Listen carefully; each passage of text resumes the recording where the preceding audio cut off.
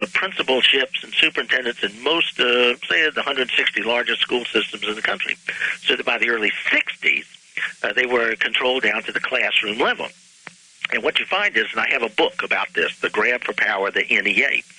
And in there, the head of the Kansas Education Association, the NEA affiliate, says what their Bible is. The NEA's Bible is Saul Alinsky's Rules for Radicals. And that's, Lucifer in the front and acknowledgments. And he says, rub raw the resentments of the community, fan the latent hostilities. And Obama's a disciple of that. That's what he is, a community organizer. And so his buddies, Drummond Pike, who was with the Tides Foundation, hooked up with Soros, literally a year ago said, basically, we're going to go over to Egypt. We're going to go to Egypt. We'll have rallies and demonstrations, of the unemployed guys, and we'll have this revolution. And Bernardine Dorn, William Ayers, Obama's buddies are over there.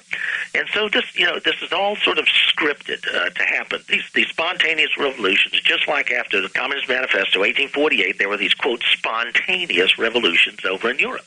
So these aren't spontaneous at all. And so it's all part of a plan. And as H.G. Wells said, he wrote these books like The Shape of Things to Come, 1933. He said in 6 years, there'll be a Second World War. And then he wrote a book called New World Order and said about 40, 50 years coming out of Basra, Iraq, the world state will come. Iraq was pivotal. That's why we went in there to this whole thing. And he said, in the end, a lot of people will shed blood resisting the New World Order. And he said Russia. He didn't say Soviet Union. It was the Soviet Union when he was writing this. But he said, no.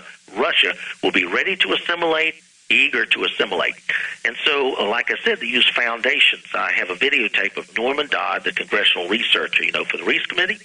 And he says on there, I went to talk to H. Rowan Gaither, head of the Ford Foundation. He said, Gaither told me, he said, we at the foundations are under directives from the White House to so alter life in the United States as to have a comfortable merger with the Soviet Union. Right? That's the synthesis.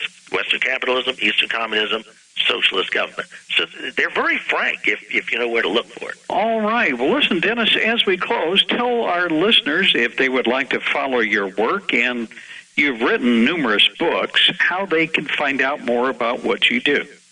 Well, one thing they can do is I have an article about every other week, every other Monday on News with Views, V-I-E-W-S, newswithviews.com.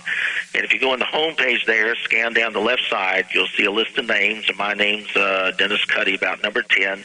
You click on my name, and up will come about 200 articles. That website also offers most of my still available books for sale. The current one coming out next week is The Power Elite and the Secret Nazi Plan. The last one is called The New World Order, The Rise of Techno-Feudalism, and others. All right, we've been speaking with Dennis Cuddy. Dennis, as always, I appreciate you coming on the program. All the best to you, sir, and please come back and talk to us again. Hey, thanks for having me. Tomorrow on